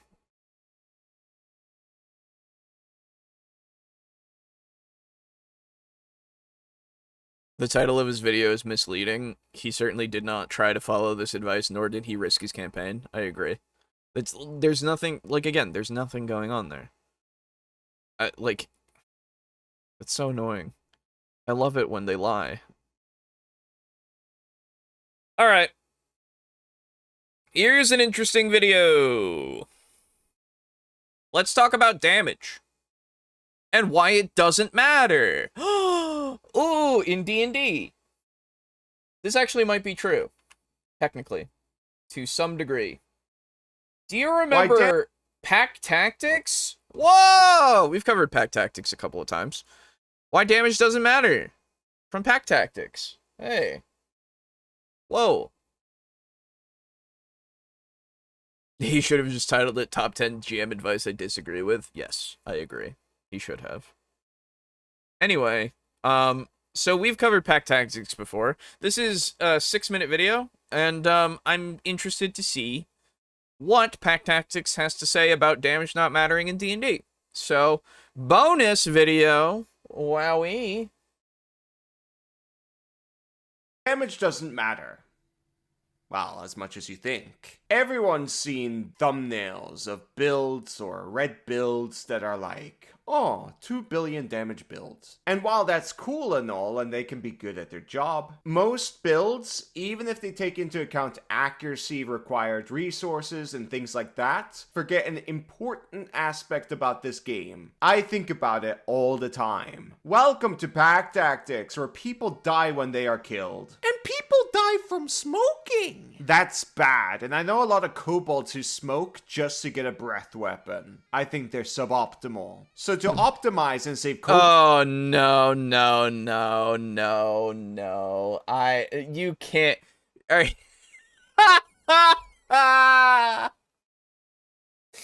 Fume? Oh, God. Okay. Oh, my God. I was like... I was... For a second in the beginning, I was like...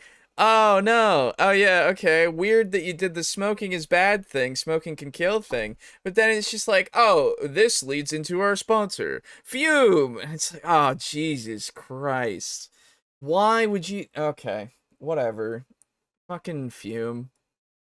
kobold lives, we've teamed up with Fume. Flavored air is quickly becoming the leading alternative to vaping and smoking. Instead of getting a breath weapon of a black dragon that reeks of death, you'll get a nice cool one like a white dragon. Isn't Fume, like, actually bad for you? Isn't that something that has become known? Hold on.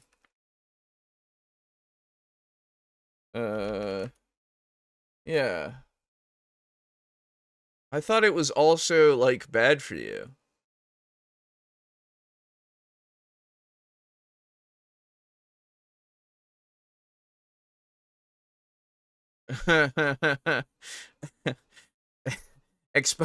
Sorry, I'm just seeing in these things it says exposure tests showed that fumes exposure is under safe daily usage as defined by national agencies monograph whatever.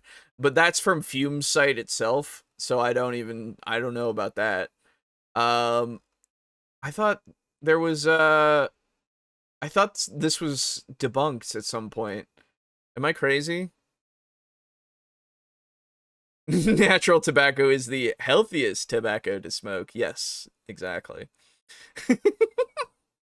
I don't endorse you getting Fume. I'm sorry, I don't. I just do your research. I can't point you to anything really, because I can't find something that's more definitive. But I remember seeing a few things of that it's actually not great for you either. So I don't know. Flavored air sounds like something that would just obviously be bad for you. That's what gives dragons real breath smoke weapons. Oh yeah, tobacco. Yeah, that's true. You can be allergic to the oils. It can be bad. Lavender itself can be toxic in high amounts. Take it from a pagan. There you go. Yeah. There's also I see there's a there's an article from the National Institutes of Health. And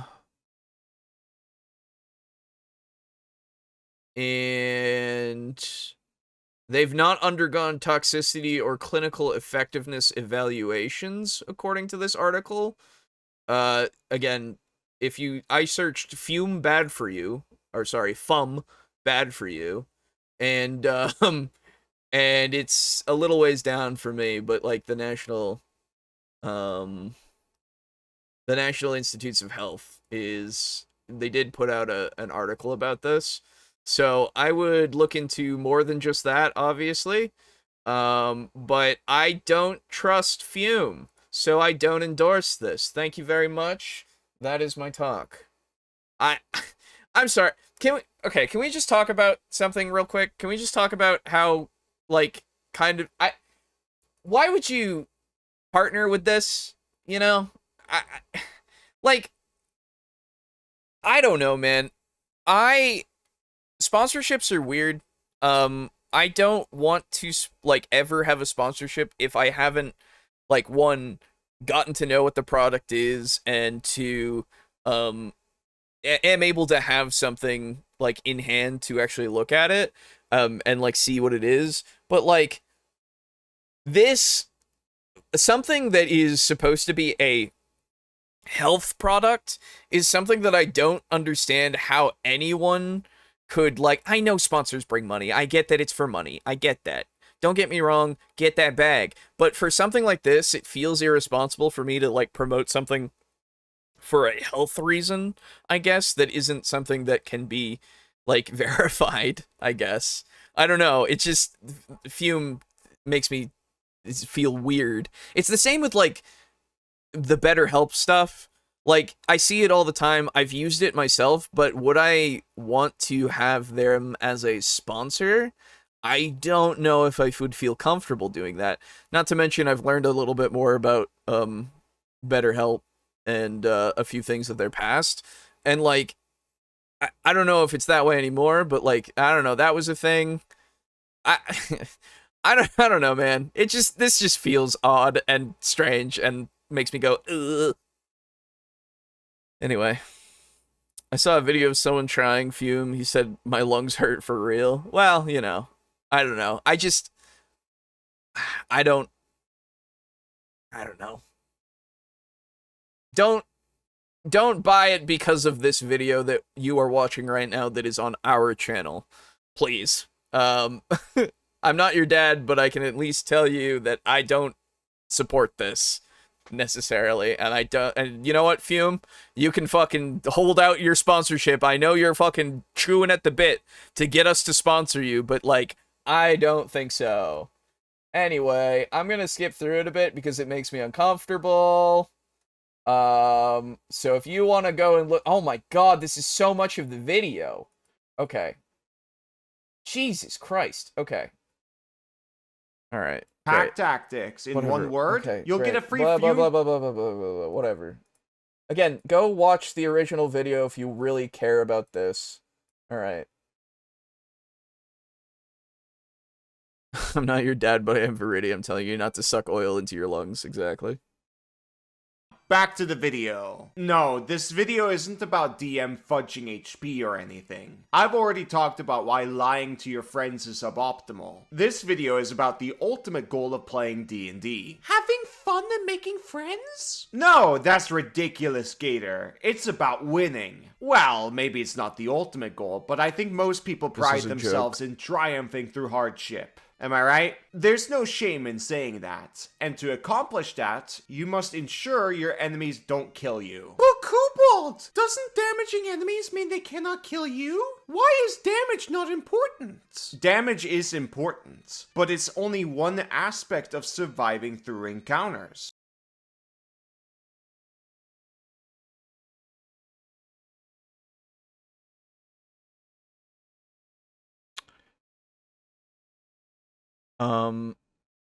What's the title of this video again? Sorry? What does this say? Why damage doesn't matter in D&D.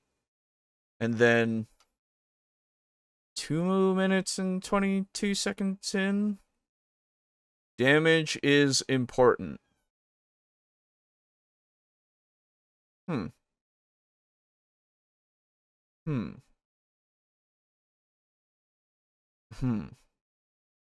Okay. Have I been fucking scammed again? You win in RPGs when you get the campaign past 20 sessions. That's true. The other aspect is your defenses. Let's say you can deal on average 4 damage per round, but you take 50 damage per round. Or alternatively, you deal 3 damage per round and take 10 damage per round. It's pretty clear which one is better, right? The one where you take 10 damage per round makes you survive for longer, which means you also do more damage eventually as the rounds play out. It's pretty obvious. Yeah. There's no perfect way to measure the power of a character though. Tables are too random, but there is a good way to do it. And that is taking into account your damage dealt per damage taken. The higher the better. It's a way better way to measure the power of a character.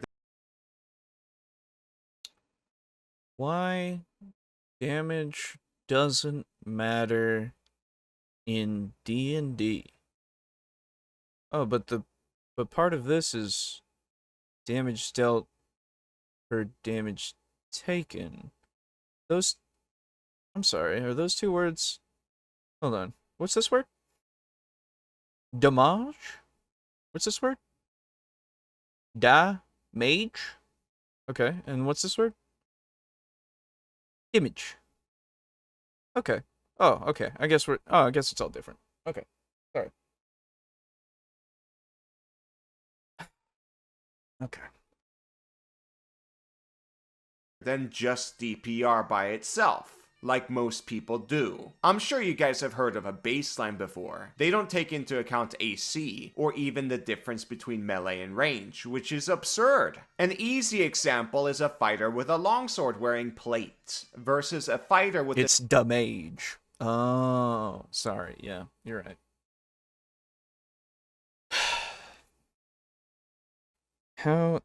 Why?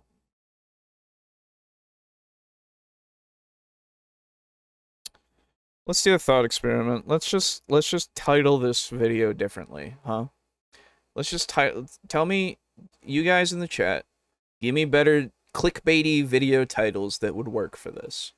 Because, yes, this is clickbaity as a title, and guess what? It's talking about how much damage you can do. And it does matter. Okay? So, my thought is... damage isn't the most important thing in D&D. Which we all know. We all understand. But that is at least a better title that will make people go, what the fuck are you talking about? Of course. And then click on the video. Right? That's at least what this is. Why shields are the superior defense. There you go. That's actually not a bad title for this. Because shields are very good. Yes, and it would help with the narrative, exactly, because the shield AC bonus in 5e specifically. And obviously other additions, but yeah. Having trouble power scaling? Try this! Red arrow, red circle, boobs. True. That's always gonna do it. No, but like seriously, what... I've been scammed again for a video that is trying to get the clicks.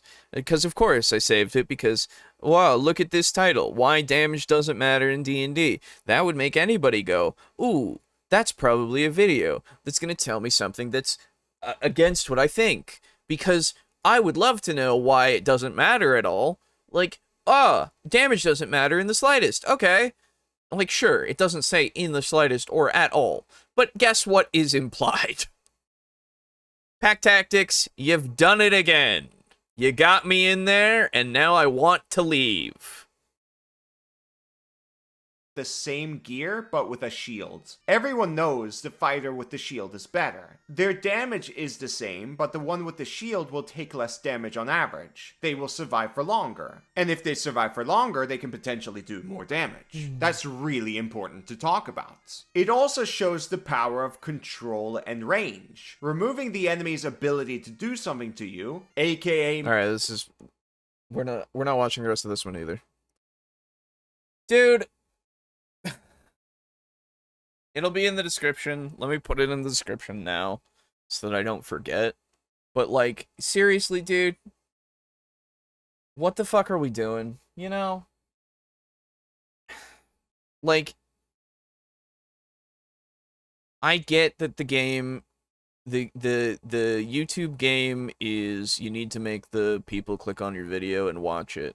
I understand that. It's the thing that you have to do in order to continue having your job. I get that. I do get that. But can we at least try a little bit more with our videos? Because, man oh man, is this absolutely a video of all time in comparison. Save.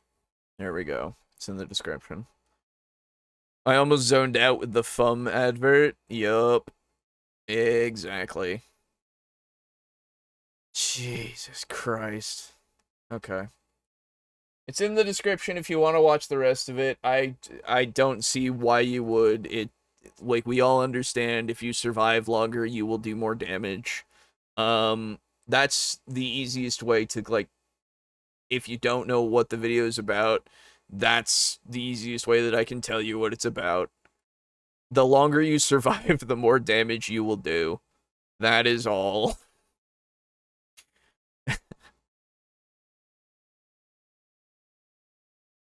I'm trying to think of if we should do one more to see if there's anything to it. It's like less than 3 minutes of a video, but I also need to check to see if we've done this video before, because I don't know. Oh shit, we lost some subscribers. Oh. That's fine. Oh, yeah.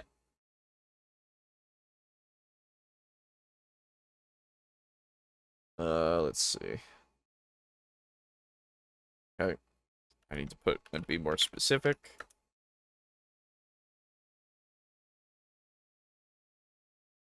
Okay, we haven't done this before. Awesome. That works. We'll see if this one has anything else. Anything in 3 minutes. But, I don't know. Let's see. How to survive longer and skyrocket your damage in D&D. That's a good title, yeah. There you go. That'd get people to do it. This doesn't usually happen, I promise. Look, sometimes you don't pick winners, all right? This is the gamble when you see very flashy titles. All right? But I refuse to have an episode that is under 2 hours. I absolutely refuse. So, this is D&D Daily with you need to change your skill checks. It's the rules. D&D 5e. It'll be in the description. In fact, I should put it in the description now so I don't forget, because otherwise I might forget. So, here we go. Let's do that now.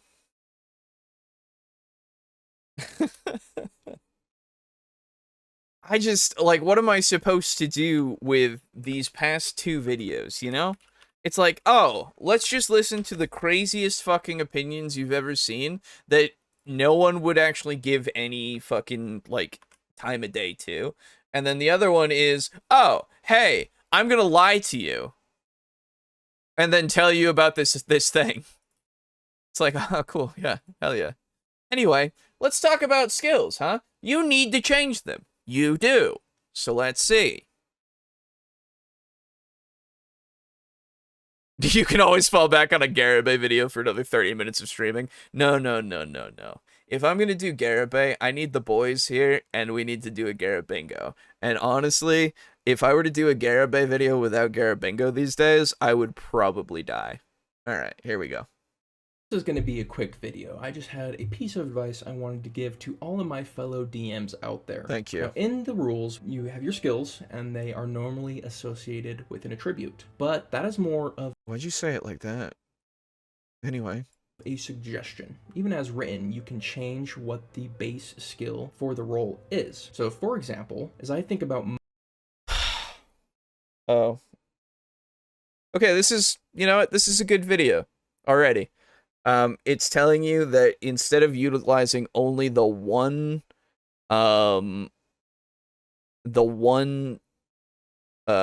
attribute for your skills, you should mix and match it, because sometimes certain attributes can be used with other skills. And we've talked about this, we've talked about this before. So yes, you should. And it's in the basic source rules, very cool. We've only, this is 20 seconds in. If this is the whole thing, we'll just end. It'll be done. So that's fine. That's absolutely fine. Like, and again, I'm not trying to look for things that are bad necessarily, bad videos. I'm trying to look for videos that we can engage with, right? Because if they give you at least something that it like sparks creativity and actually like makes you engage with the conversation, that's a good video. If it's a bad video that makes you do that because you have to refute everything, that's also a good thing for the show. But like, with the way we're rolling tonight, you could try a Ginny D video and possibly land her on her one flop. Potentially, but usually she's pretty good. Like, there's been a couple of times where we haven't agreed, but like she's pretty good most of the time. Like, again, I'm not looking for necessarily a bad video. I'm looking for one that we can talk about, you know? Just, it comes out that mostly bad videos are the ones we can talk about. That's just how it works.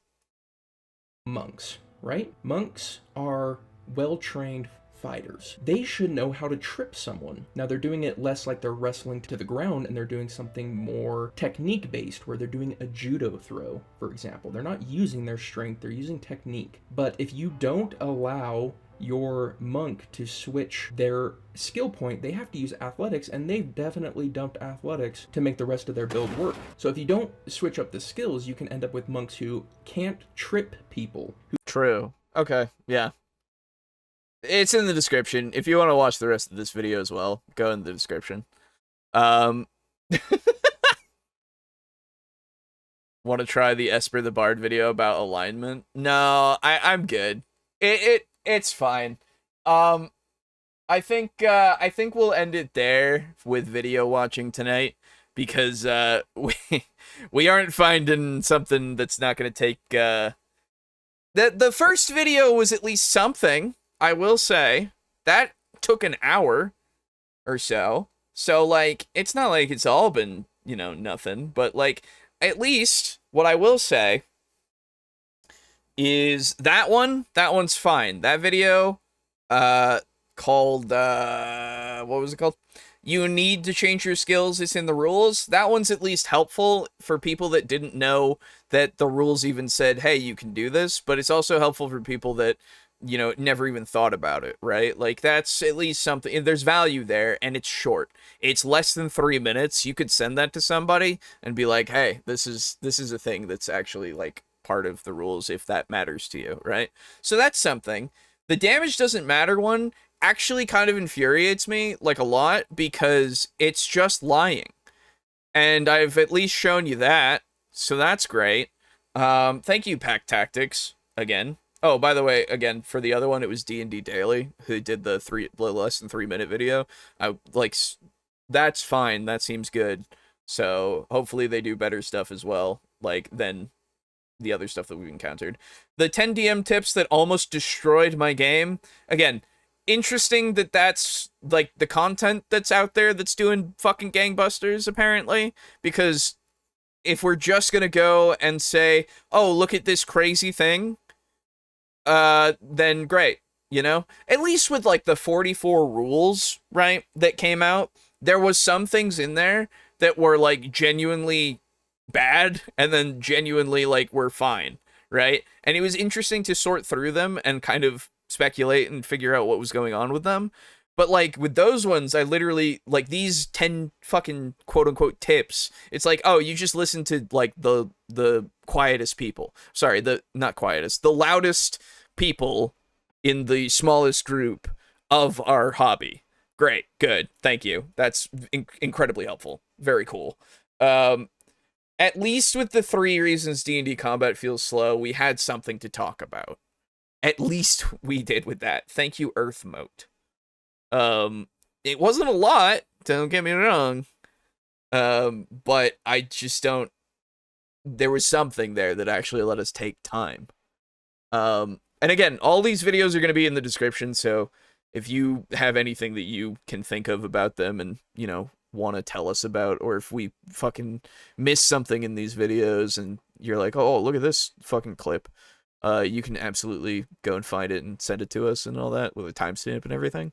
And then we can, like, actually look at it. But, like, these ones don't seem like they're worth looking at on the show, because they're not really going to spark conversation when I just go, yep, cool, or, oh, this is just not helpful. There's nothing here. Or, oh, you lied to me. We all know this. Neat. Right? Like, what are you going to do? So anyway, that all being said, I'm going to go and read some comments. So for those of you who don't stick around for that, thank you for coming by. We appreciate you, of course. But if you do stick around, hey ho, here we go. It's time for comments. So, first comment from Lisa Radis Black. Lisa Radis Black, 1730. Lisa Radis? I don't know. But, thank you for your comment. I love 4E. This was on 4E, the 4E video, talking about 4E. I love 4E. It's my favorite tabletop RPG so far. However, it took our group about 2 years to learn how to play it properly, and the character builder made our lives so much easier. Fair enough. Character builder is apparently very good for 4E, so I'm glad that it helped you. Sorry that it took you 2 years, though. I don't know, is that because I assume, it's got some issues with some of the monsters and stuff, as I keep being told? I don't know. I would love for you to, if you are at this point and watching this part of the section, as I respond to your comment, then I hope that you can let us know. But, thank you. Then Timothy, on last week's episode, says, "Hello, bros. New lore. Queen Veronica, Renee, and Massimo were walking down the street of a small marketplace. The trio stopped at a fruit stand. Renee: Strawberries are growing well this year. Veronica: That's a relief. Moles ate most of the strawberry crops last year. Small aside, I'm now more allergic to strawberries than I used to be, and I feel like I've told that before, but you've just made me think of it because I see strawberries. Makes me sad. I can't eat strawberries anymore." Anyway, as the three continued forward, they were being followed by someone using a spell to blend in with the shadows. The party wandered to the edge of town, taking a break on a hill. The stranger followed them, taking a spot behind a bush 300 yards away. Massimo: I really hope we hear from King Cornell soon. It isn't like them to lose touch for this long.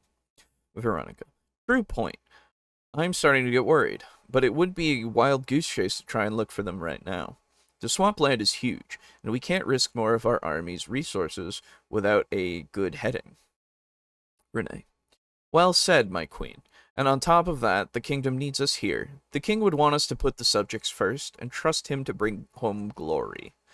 Veronica: Indeed, General, and I will have the head of the one who attacked our kingdom as a gift for them upon their return. The future prince or princess of the Alabaster family will have nothing to fear in this world. I swear it. The group sat down on the green grass below. There they stayed for a few minutes until the sound of thundering hooves could be heard from far away. It was a mighty unit of knights galloping toward the capital. A Moon Valley banner flew above them. The unit was easily 4,000 strong. A hooded rider atop a skeleton horse was leading the pack. Veronica: What a sight for sore eyes. Another one of our generals returns home. Veronica shot a ball of light in the air to signal the oncoming troops to them. The army quickly changed direction to the hill. The knights stopped in a circle around the queen, while the hooded leaders slowly came forward. Dismounting the undead steed, kneeling down, the rider spoke. I heeded your call, my queen. I apologize for taking so long. Their voice sounded hollow and far away, as if they were speaking from inside a cave. Veronica: No need to apologize, General Mapletree. If it makes you feel better, you are the first to return out of the 3 generals summoned. Please introduce yourself to a guest of the court. Veronica pointed to Massimo. The general turned toward the vampire, flipping the hood down, showing nothing but a skull, blue embers where the eyes would be. Oh, we got a Sans Undertale. Uh-oh. Mapletree. Greetings, my fellow undead. I am known by Stephen Mapletree, the last still standing member of Noble House Mapletree. My life was 26 years. My undeath has been 480 years. I bid thee welcome to the valley under the moon. The vampire and skeleton shook hands. What is needed of me, my queen? Veronica. Nothing at the moment, but while you were gone, looking for great worms, the kingdom was attacked by an unnamed army. Luckily, General Rene was able to hold them back until the king and I reinforced them. As Veronica was talking, the blue flames in Mapletree's eye sockets got brighter. Veronica, these attackers are far from finished, sadly. A threat on the royal family was sent 2 weeks ago, and General Rene and I thought that the 3 other generals still out on the great worm hunts should be called back to the capital just to be safe. Plus, General Woodward left with the king to track a found great worm yet to return. My goodness, I can't read. Mapletree. I see. These are troubling times. Good move calling reinforcements. And congratulations on a successful defense, General Rene. You will not be alone next time, I promise. Thank you, friend. The two shared a forearm friendship grip. Mapletree. Attention, all troops, return to your homes to rest. I will walk back with the queen. As the knights were leaving, the stranger in the bushes was pulling back a bowstring, aiming for Veronica's chest, waiting for an opening. Massimo. If you don't mind me asking, General Mapletree, how did you become undead? Mapletree. The grief of my family, mostly. I died on the battlefield shortly after my 26th birthday. I spent 3 years in the grave until my mother and father dug me from the ground to bring me back with the help of a wizard they paid. It was a weird experience, to be sure. I felt like I arose from a long sleep. I heard the spell took 4 days to be performed, which nearly killed the wizard. Oh. Massimo. Interesting. I imagine it would be hard to bring the dead back as themselves without being a husk. Mapletree. These flames that are the proof that my soul is still held in my bones. Just then the stranger fired the arrow. Massimo heard the snap of the strings slightly, and quickly jumped in front of Veronica, taking the arrow in the back. Veronica. Massimo, are you all right? Rene. Cowards, show yourself. Both generals drew their weapons as Veronica started trying to pull the arrow out of the jester. Massimo. Southwest. 200 to 300 yards. Mapletree. There! Rene and Mapletree ran to the bush, slashing it apart with their swords, but nobody was there. That's all I got. Have a nice day. Thank you. And thank you for the comment. Sans? Where? This is damn strawberry fields for never. Damn. Yes. Strawberry fields for never. That's right. I forgot Sans was a thing. Oh, damn. Don't worry. I did the same thing. I made a skeletal kind of character, and I was told, oh, Sans, because that's the only skeletal character with blue flames that you can ever have now, so it's fine. Anyway, that's it. We are going to talk about how you can support us if you wish to further. Otherwise, you can just subscribe, comment, and like the videos as you do.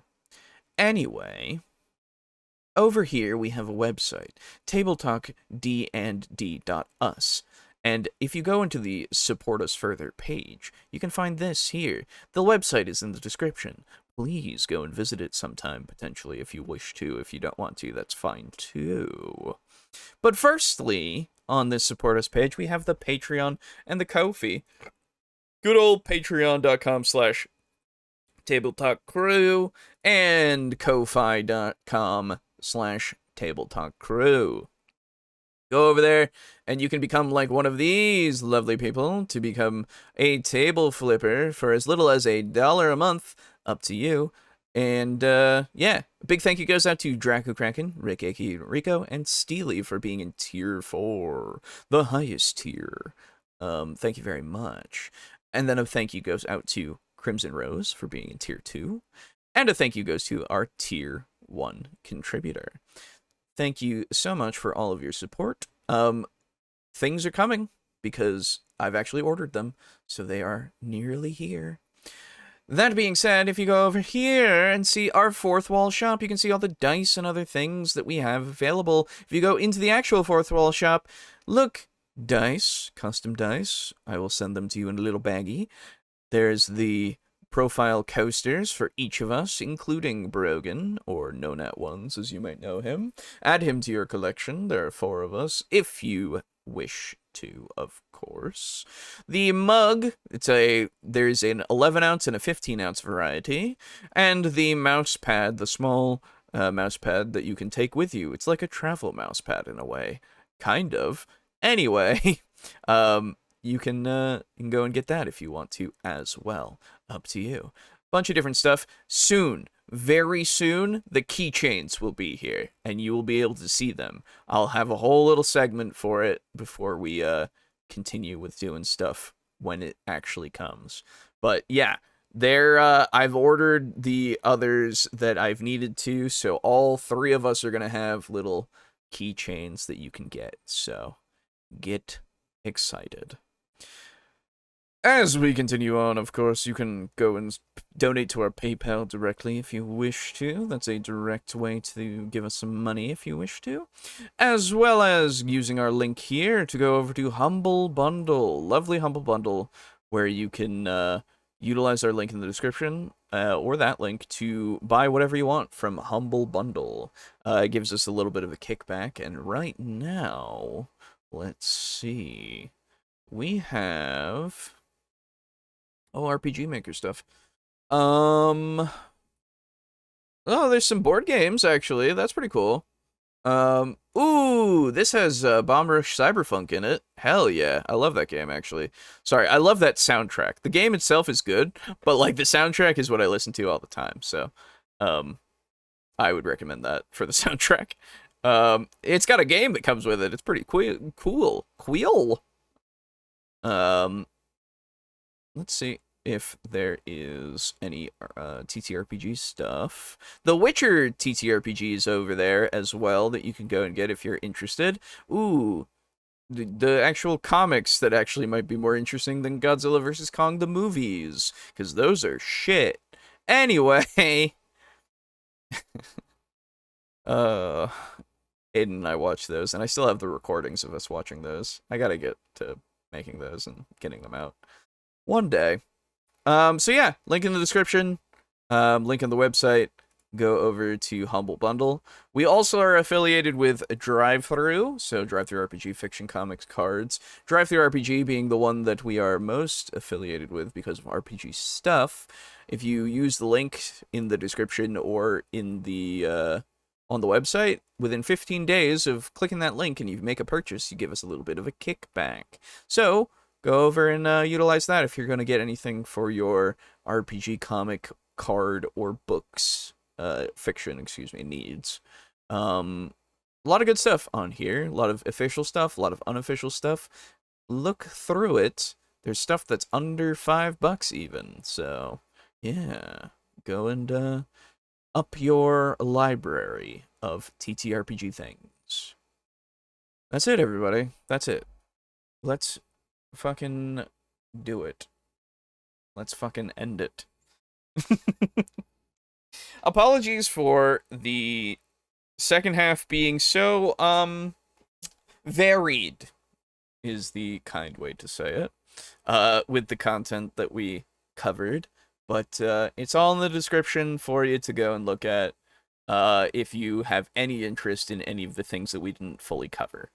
And obviously the video that we did fully cover. So, all of it is there for you to see. Thank you. But Skeleton Divine Death Blast, though? What if someone comes into your house and tells you how to arrange your furniture? That's okay. It'll be fine. There's also the Loop Hero Lich. True. Anyway, that'll do it for us for this evening. Thank you very, very, very much for coming by, hanging out. We'll see you next week for more of the show. Yeah. I will also say, for those of you who are here, who are part of the Table Flippers. Again, as I have always been doing, I apologize for not having any editing streams for you to watch. Literally, work has been the worst in terms of me needing to do a bunch of stuff and coming home and basically dropping dead. So, they'll happen when they happen. I'll just announce them in the Discord like usual and on the actual Patreon and Ko-Fi. So, just look out for those. Really, I can't really promise things now, unfortunately. That's just not how it's working anymore. So, because as much as I would like to continue doing stuff all the time, the energy is lowered because of the fact that I need to work. So, unfortunately, the hobby comes second. But I'll do my best to get a bunch of stuff done, hopefully next week. But again, not gonna promise anything. So, again, thank you very much, and we'll see you next week. Goodbye.